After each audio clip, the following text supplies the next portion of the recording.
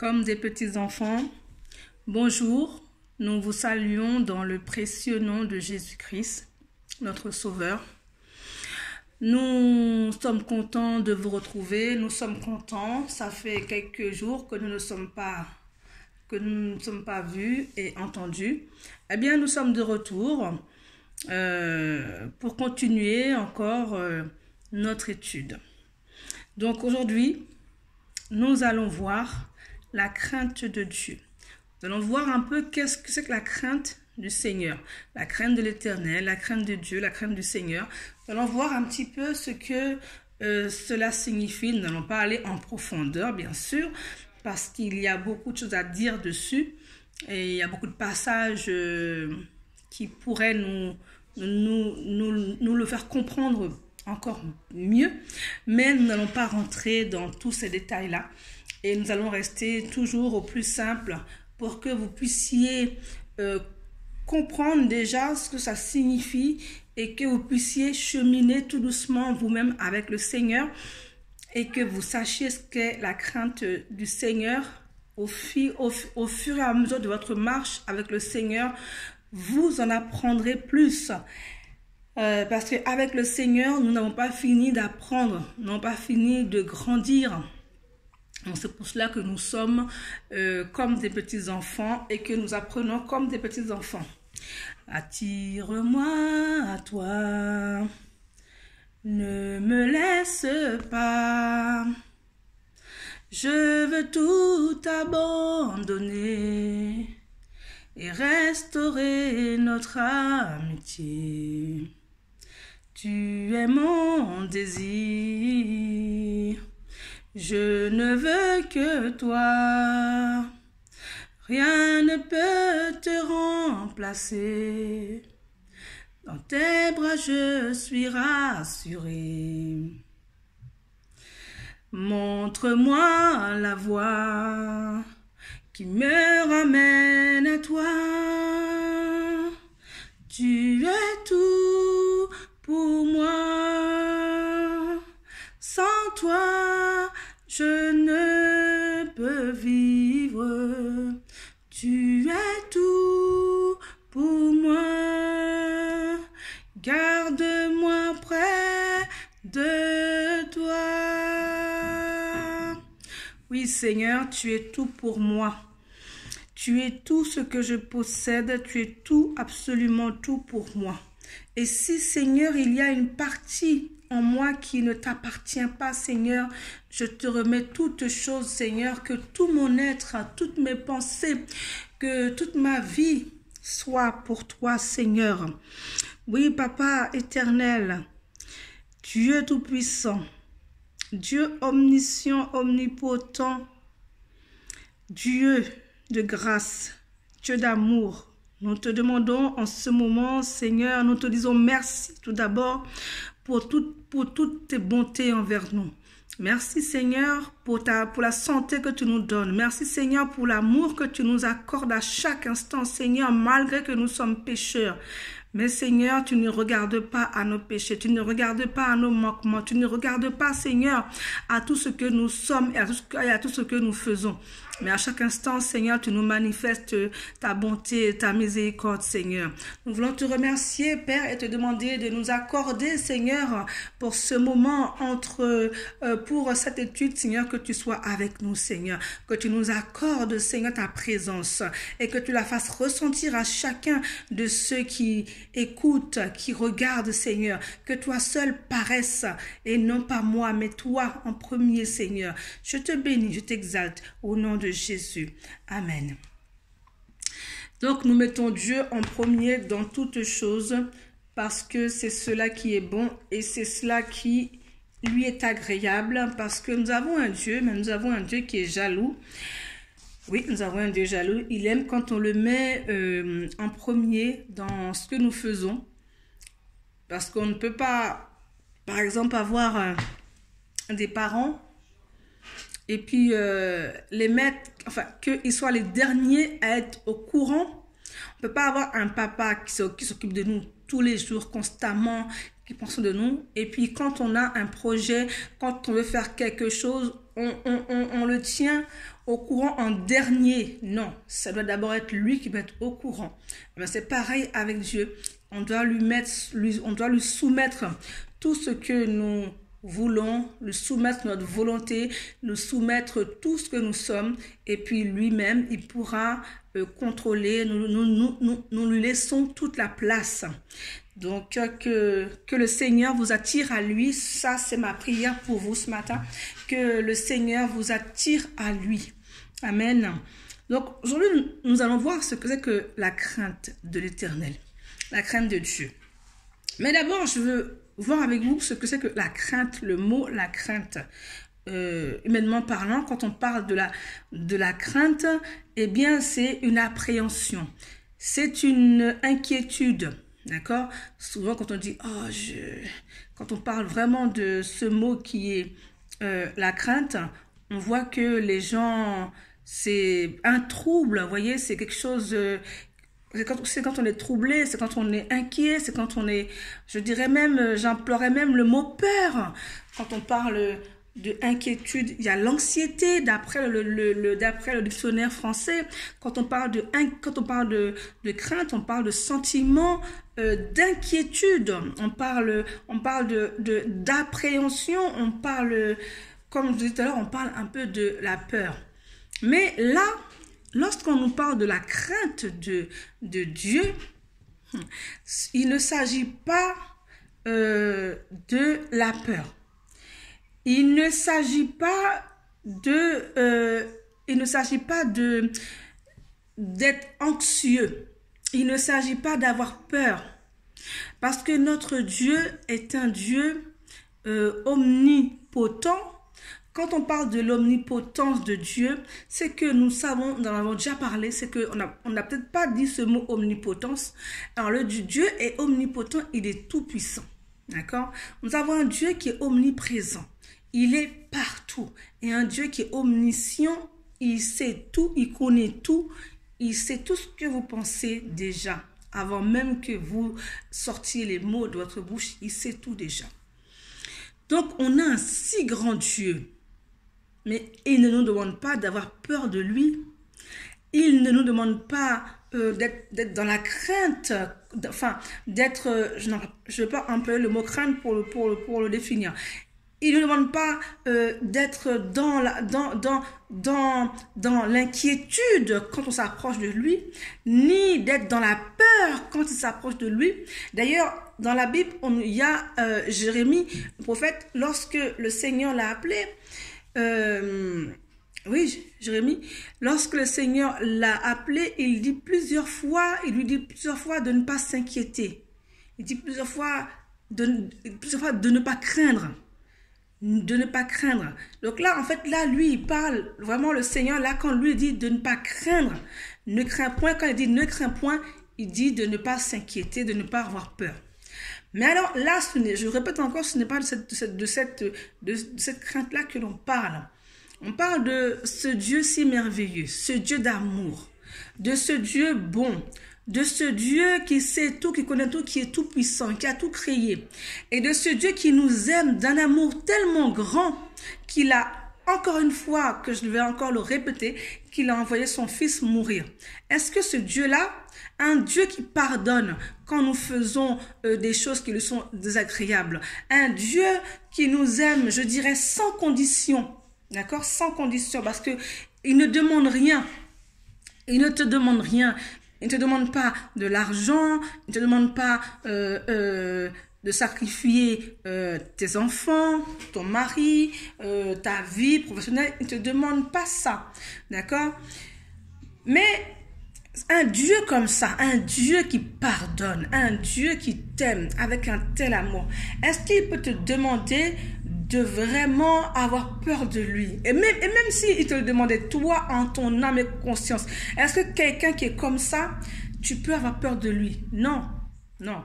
Tu ne vas pas avoir peur de la personne en qui tu as tellement, je ne dirai pas le mot, je vais le dire après, en qui tu crois tellement que tu sais que à chaque fois que tu fais quelque chose de mal ou de pas bien, pardon de dire ça, eh bien, il est là. Quand tu reviens à lui, il te pardonne.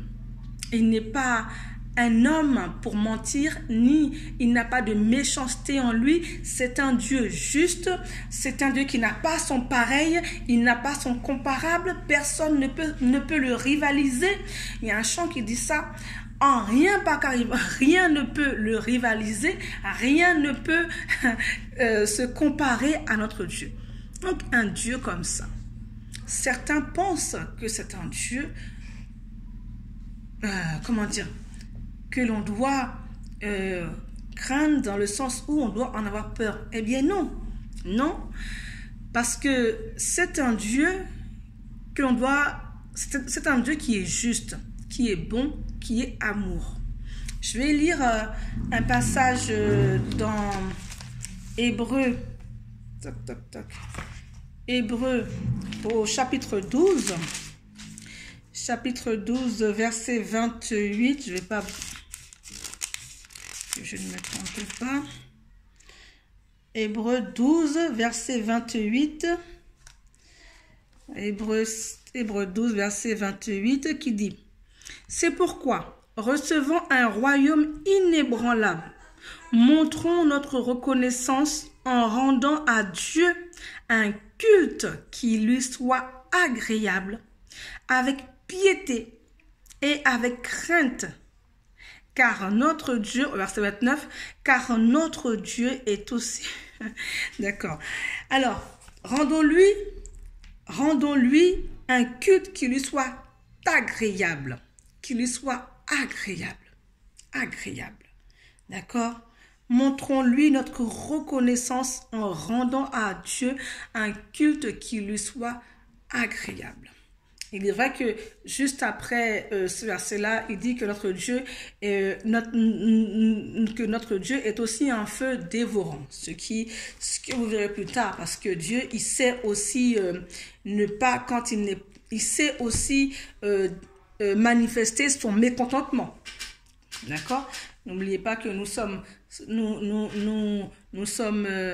avons les qualités que Dieu a, parce que nous avons été faits à l'image de Dieu, mais Dieu, il est saint, mais aussi il lui arrive de ne pas être content de certaines de nos attitudes, surtout quand nous l'oublions, surtout quand nous ne faisons pas les choses de manière agréable à lui. D'accord? Donc là, vous pouvez méditer un petit peu sur ce petit passage-là, qui est dans Hébreux chapitre 12. Hébreux, c'est dans le Nouveau Testament vers la fin. Hébreux chapitre 12, verset 28. Vous essaierez de méditer dessus pour essayer de chercher un peu le sens de cette petite phrase. Maintenant, Moïse, le grand chef, Moïse était un grand chef. C'était le grand chef des Israélites. Et il était vieux. Et il allait bientôt mourir, d'accord? Moïse, c'était leur chef. C'est lui que Dieu avait choisi pour délivrer son peuple d'Israël, d'Égypte, quand ils étaient esclaves en Égypte. Et donc, il était vieux en âge et il allait bientôt mourir. Et donc, à ce moment-là, il a donné l'ordre aux prêtres de lire la loi, donc la parole de Dieu, à haute voix devant tout le peuple dans tous les 7 ans. En fait, il demande aux prêtres de réunir tout le peuple, c'est-à-dire les hommes, les femmes, les enfants, d'accord? Et de telle manière que tout le monde puisse bénéficier de cette grâce de pouvoir entendre et connaître la parole de Dieu. Donc, il leur a dit, tous les 7 ans, vous réunirez hommes, femmes, enfants, et en fait, tout ce qui est dans votre maison, hein, ça peut être les esclaves, ça peut être tout ce qui travaille, de les réunir et de leur lire, de leur faire la lecture tous les 7 ans. D'accord? Comme ça, ils vont entendre, ils vont comprendre et ils vont surtout apprendre à respecter le Seigneur. C'était dans le but qu'à force qu'ils entendent la parole de Dieu, qu'ils la connaissent, qu'ils la méditent, Et que cette parole-là fasse son travail dans chaque personne qui va l'entendre. Parce que la parole de Dieu nous dit que la foi vient de ce que l'on entend. Et ce qu'on entend vient de la parole de Dieu. D'accord? Donc, Moïse demande auprès de réunir tout le monde, en fait, femmes, hommes et enfants et toutes les autres personnes, pour venir chaque 7 ans pour leur lire la Bible, pour leur lire les textes de la loi. Et pourquoi? C'est pour qu'ils entendent cette lecture et qu'ils apprennent à respecter. C'est vraiment pour qu'ils apprennent, retenez bien ce mot, à respecter. Qu'ils apprennent à respecter le Seigneur, leur Dieu. Qu'ils apprennent à respecter Dieu. C'était vraiment le but. Qu'ils apprennent à respecter le Seigneur. Qu'ils apprennent à respecter Dieu. Et à obéir, donc respect, obéissance. Donc ils écoutent la parole. On lit, ils écoutent. Quelqu'un lit, ils écoutent. Et quel est le but? Le but, c'est apprendre à respecter et à obéir à toutes les paroles dans la loi. Donc tout ce qui est écrit, c'était pour qu'ils apprennent à connaître la loi, parce que si tu ne connais pas quelque chose, tu ne peux pas l'apprendre ni le respecter, donc tu ne peux pas appliquer ce que tu ne connais pas, mais pour l'appliquer, il faut le connaître. Donc c'est pour cela qu'il est important, pour avoir la crainte de Dieu, qu'on va continuer à définir. En lisant cela, là, je suis en train de vous définir ce que c'est que la crainte de Dieu. D'accord? On a parlé de respecter le Seigneur, respecter Dieu. D'accord? Respecter Dieu. Obéir à ses commandements. Tout cela, en tout cas pour moi, et selon ce que la Bible dit, c'est ça, avoir la crainte de Dieu. En tout cas, ça commence comme ça. Mais pour cela, il faut connaître la parole de Dieu. D'accord? Tu ne peux pas, par exemple, moi j'aime bien comparer la relation qu'on a entre moi et Dieu, entre toi et Dieu, avec la relation qu'un enfant a avec son papa, avec son père. Parce que pour qu'un enfant puisse respecter son père, il faut qu'il ait eu des principes. Il faut qu'il connaisse les principes que son père lui a inculqués. Il faut que son père lui ait dit, eh bien, ma foi, tu dois faire ça, ça, ça, comme ça. Quand je suis pas là, c'est ça que tu dois faire. Quand tu vas à l'école, c'est ça que tu dois faire. Quand tu es dans la rue, tu dois te comporter de telle manière. Quand tu es dans ta chambre ou quand tu es à la maison, voilà ce que vous devez faire. Tac, tac, tac. Ça veut dire qu'il y a des règles, il y a des principes. Les parents, quand ils parlent, eh ben, ils donnent leurs principes, ils donnent ce qu'ils souhaitent, ils donnent des instructions aux enfants. Et les enfants sont censés obéir, sont censés écouter et obéir. Donc c'est pareil. Si un enfant a l'habitude d'obéir à ses parents, eh bien, ma foi, je ne dis pas qu'il ne lui arrivera rien, mais en tous les cas, il sera agréable déjà devant son père, à sa mère, il sera agréable. Et de ce fait, eh bien, vous voyez, quand quelqu'un est agréable à Dieu, eh bien, c'est une merveille, c'est excellent. Parce que c'est ce que Dieu, il veut. Il veut c'est ça, la crainte de l'Éternel, il faut avoir le respect pour Dieu. Pour respecter Dieu, il faut apprendre à connaître sa parole. Il faut méditer sa parole. Il faut la lire. Il faut la comprendre. Il faut prier dessus afin que Dieu nous révèle par son Esprit Saint ce qu'il veut nous faire comprendre, ce qu'il veut nous dire à l'instant même au travers de tel ou tel passage. Donc c'est important d'avoir du respect pour Dieu, d'avoir du respect pour la parole de Dieu. D'accord, c'est très important, mais pour cela, il faut vraiment connaître la parole. Et donc, ce que je viens de vous expliquer à propos de Moïse, des prêtres qui devaient lire le passage tous les 7 ans, enfin, qui devaient lire la loi tous les 7 ans à tout le peuple, eh bien, ça se trouve dans le livre de Deutéronome 31, verset 12. Vous pourrez le lire, hein, Deutéronome 31. Comme ça, vous comprenez bien ce qu'il est en train d'expliquer.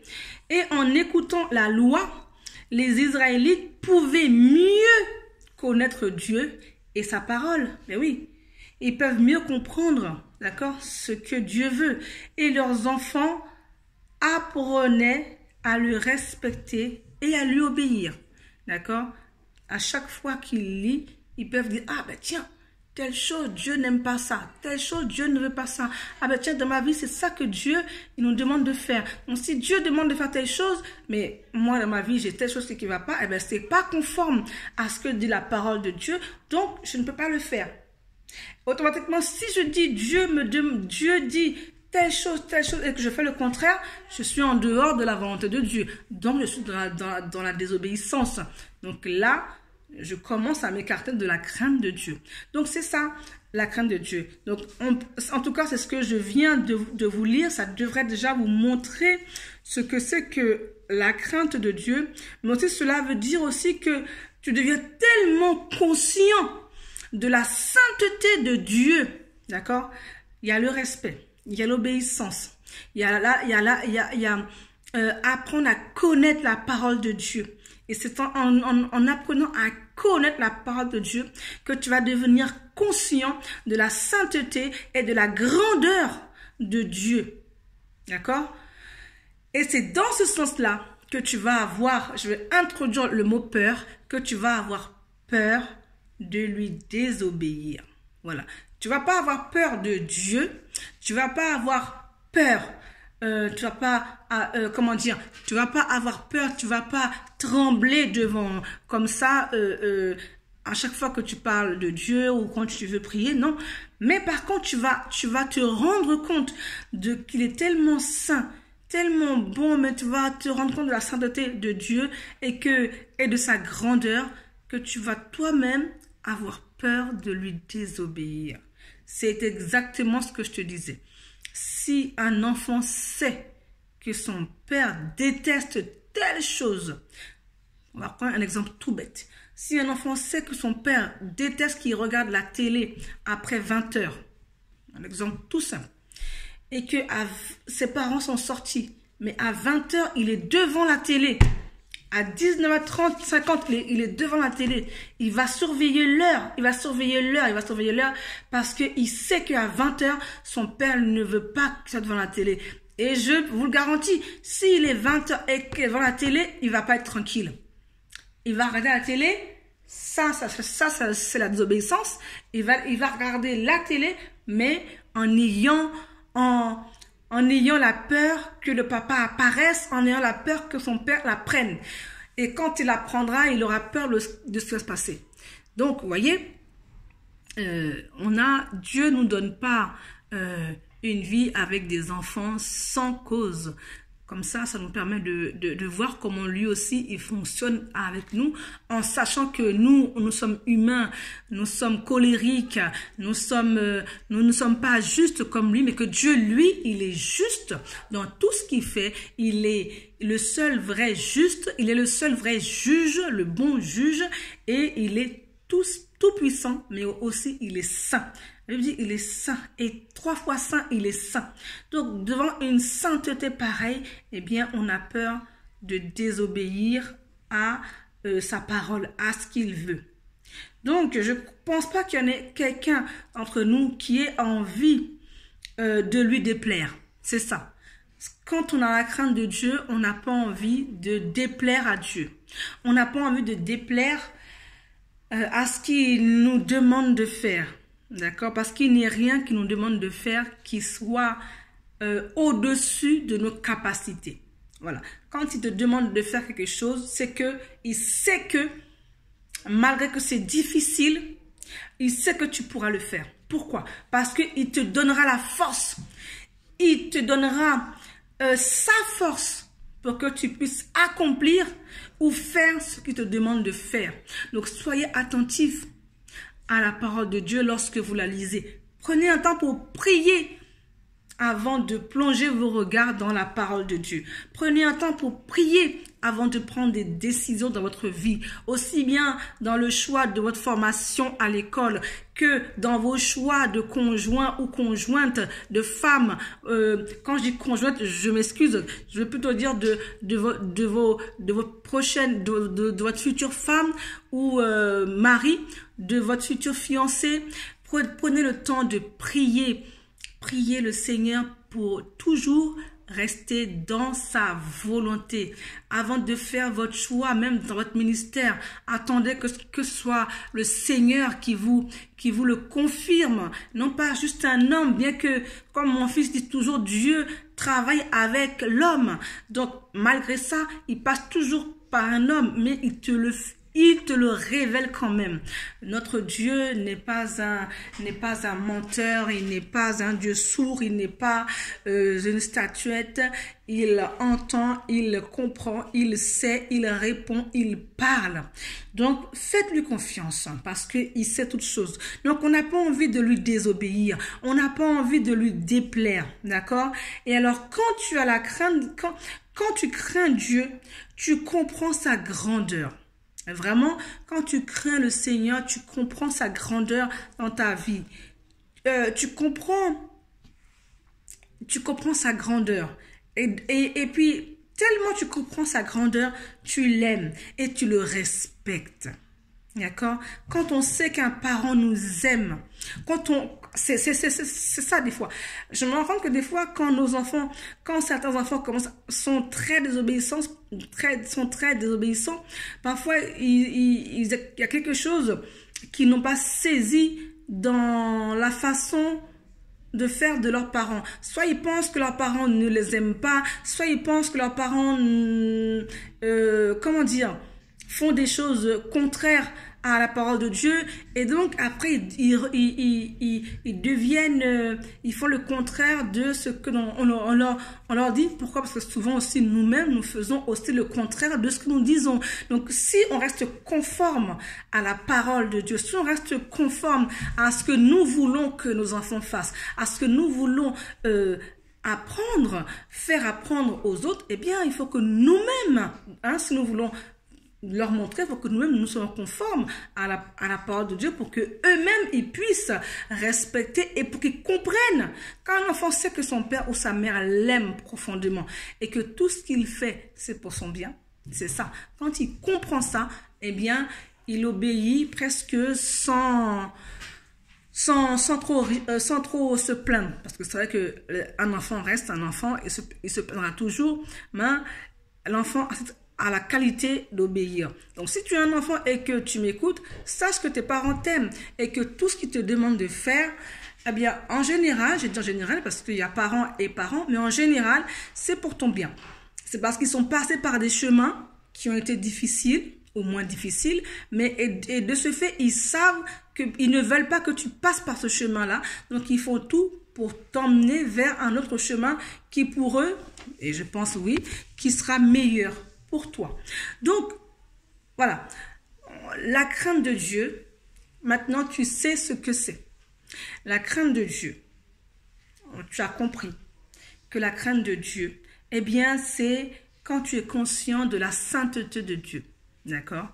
Et que quand tu en as vraiment conscience de sa sainteté et de sa grandeur, d'accord? Quand tu sais que Dieu, il est saint, qu'il est grand, que c'est un Dieu omniscient, omnipotent, omniprésent, et qu'il sait tellement tout que tu ne vas pas avoir peur de lui, mais tu vas avoir peur de lui déplaire, d'accord? Tu ne vas pas lui déplaire, tu vas essayer de connaître sa parole, lire sa parole, la méditer, la connaître, la comprendre, et ensuite pour garder cette parole-là et pour ne pas faire ce qui est désagréable à Dieu, donc à ton Papa céleste.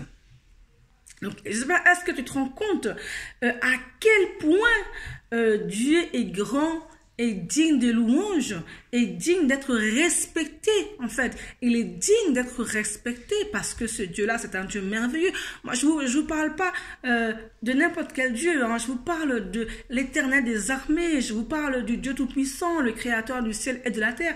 Je te parle de ce Dieu-là que peut-être que tu connais, peut-être que tu ne connais pas, mais en tous les cas, prends un temps pour apprendre tout doucement. Quand je dis tout doucement, c'est à ton rythme, à méditer la parole. Donne une Bible à tes enfants. Ou bien alors, lis-leur la parole de Dieu, comme Moïse l'a recommandé aux prêtres. Réunis tes enfants. excite leur oreille, habitue leur oreille à la parole de Dieu. Et ainsi de suite. Et au fur et à mesure, ils vont enregistrer et ils vont connaître qu'est-ce que c'est que la crainte de Dieu, qu'est-ce que Dieu veut d'eux, qu'est-ce que Dieu veut exactement. Voilà, moi c'est le conseil que j'ai à te donner. Et il y a un homme dans la Bible, je vais lire dans Proverbe 1er qui donne aussi une bonne définition. Parce que la Bible parle d'elle-même. Nous, on parle parce que parfois, on t'aide à chercher un peu les choses. D'accord? Mais la Bible, en fait, elle parle elle-même. Donc, toutes les questions que tu auras, en fait, que tu te poses, tu auras la réponse dans la Bible. D'accord? Et donc, c'est pour cela que moi, je suis là. C'est pour t'aider à te poser les bonnes questions, à introduire quelques notions pour que tu cherches toi-même dans la Bible et que ce n'est pas des notions que j'ai inventées ou pas, mais c'est des choses qui sont dans la Bible. Donc, je vais lire au Proverbe chapitre 1er jusqu'au verset 9 à peu près, mais c'est le verset 7 qui m'intéresse. Mais je commence au premier verset parce que je trouve que du premier verset jusqu'au verset 7, ça définit quand même ça. On va voir ça. Les proverbes, c'est juste après les psaumes, c'est au milieu de la Bible, dans l'Ancien Testament. Donc, le livre des proverbes, au chapitre 1er, de 1 à 7. Le proverbe de Salomon, fils de David, roi d'Israël. Pour connaître la sagesse et l'instruction, pour comprendre les paroles de l'intelligence, pour recevoir des leçons de bon sens, de justice, d'équité et de droiture, pour donner aux simples du discernement, au jeune homme de la connaissance et de la réflexion. Que le sage écoute et il augmentera en son savoir. Et celui qui est intelligent acquérera de l'habileté. Pour saisir le sens d'un proverbe ou d'une énigme, les paroles des sages et de leurs sentences. La crainte de l'Éternel est le commencement de la science. La crainte de l'Éternel est le commencement, d'autres disent est le commencement de la sagesse. La crainte de l'Éternel est le commencement de la sagesse.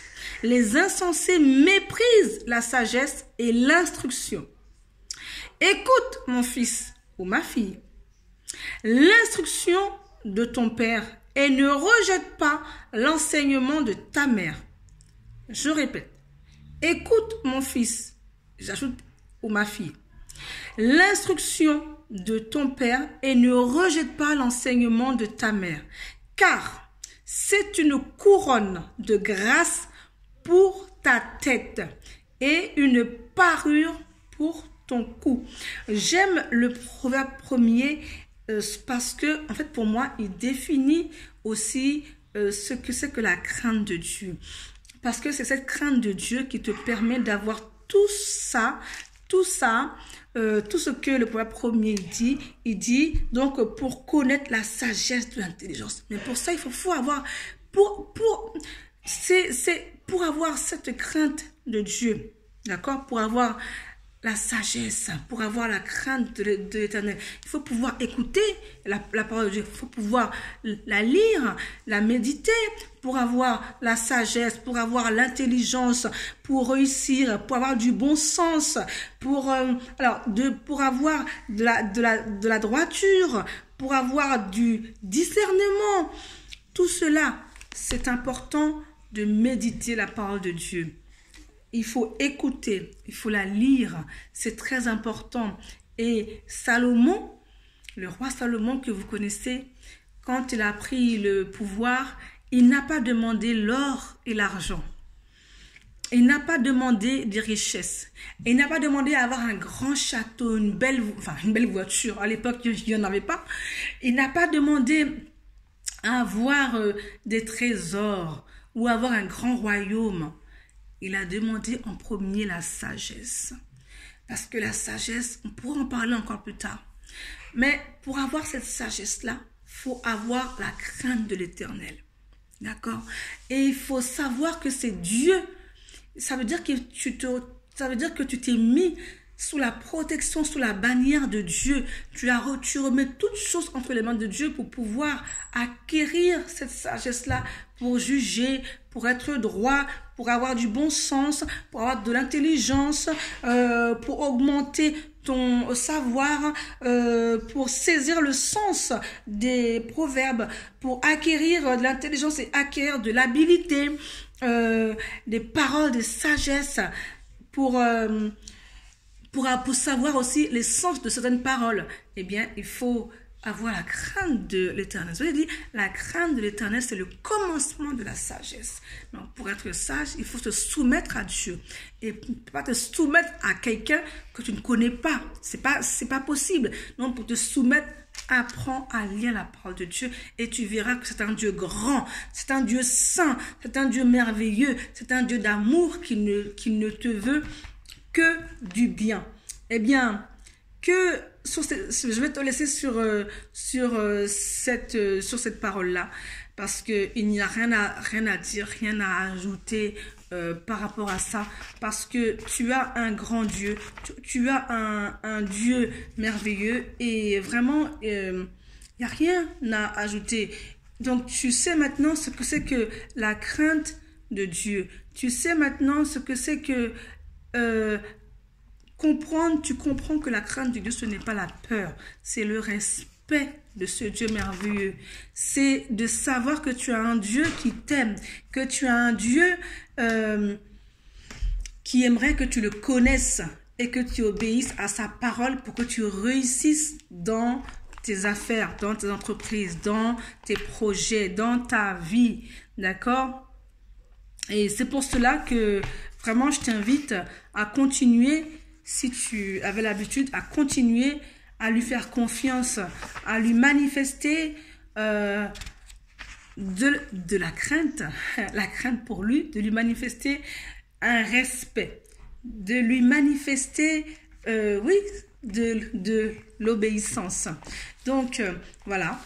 Que je remercie le Seigneur Dieu pour ce moment que nous avons eu ensemble, et vraiment que le Dieu Tout-Puissant nous donne de la sagesse, qui nous donne d'apprendre à avoir de la crainte pour lui, que nous puissions vraiment le connaître afin de lui obéir et de lui plaire en toutes choses. Nous avons besoin de ça dans notre vie.